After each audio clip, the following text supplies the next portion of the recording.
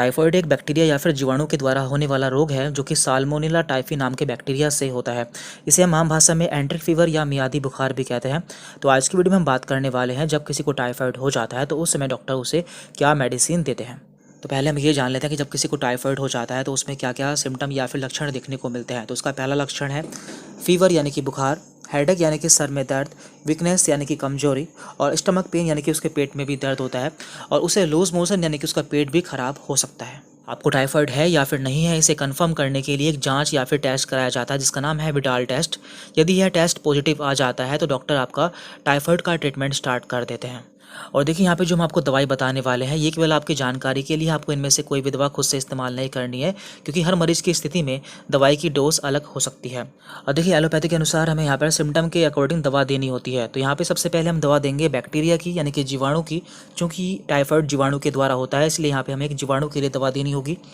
और दूसरा है यहाँ पर बुखार के लिए, तीसरा है यहाँ पर सर दर्द के लिए और चौथा है यहाँ पर कमजोरी के लिए, क्योंकि टाइफॉइड में कभी कभी हमारी प्लेटलेट्स भी कम हो जाती है तो उसके लिए भी यहाँ पर हम दवा देते हैं। बैक्टीरिया या फिर जीवाणु के लिए यहाँ पर हम एंटीबायोटिक देते हैं यानी कि ऐसी दवाएं जो कि बैक्टीरिया को मार देती हैं। बुखार के लिए यहाँ पर हम एंटीपायरेटिक देते हैं यानी कि ऐसी दवाएं जो कि बुखार को कम कर देती हैं। सर दर्द के लिए यहाँ पर हम पेन किलर देते हैं और कमजोरी के लिए यहाँ पर हम मल्टीविटामिन देते हैं। यहाँ पे हम यह भी जान लेते हैं कि डॉक्टर्स कौन सी दवाएं देते हैं। सबसे पहले हम बात करते हैं एंटीबायोटिक की। तो एंटीबायोटिक में फ्लोरोक्विनोलोल्स ग्रुप की दवाएं सबसे ज़्यादा इस्तेमाल की जाती हैं, जहाँ पर हमने इसके दो एग्जाम्पल भी दिए हुए हैं, सिप्रोफ्लॉक्सासिन एंड ओफ्लॉक्सासिन। इसके दो यहाँ पर ब्रांड नेम है फ्लॉक्सिप एंड ऑफ्लॉक्स।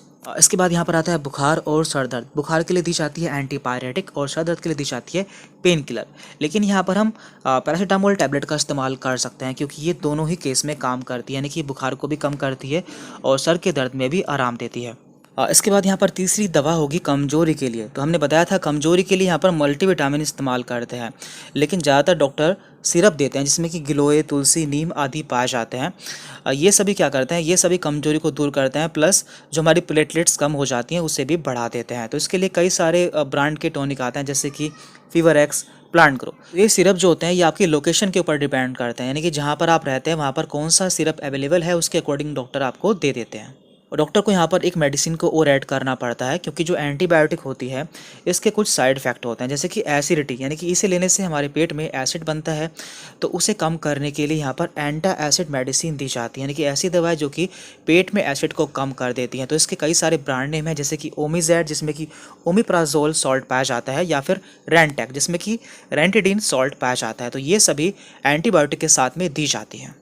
तो आपने देखा यहाँ पर कुल मिलाकर 4 दवाएं दी जाती हैं। एक एंटीबायोटिक जिसमें कि सिफ्लॉक्स या फिर ऑफ्लॉक्स, एंटासिड, ओमीजेड या फिर रेंटेक, पेन और फीवर के लिए पैरासीटामोल और वीकनेस के लिए सिरप। तो इस तरह से डॉक्टर टाइफाइड का ट्रीटमेंट करते हैं और ये दवा कब तक देनी है और उसकी क्या डोज होनी चाहिए ये आपके डॉक्टर आपके लक्षण को देखकर डिसाइड करते हैं।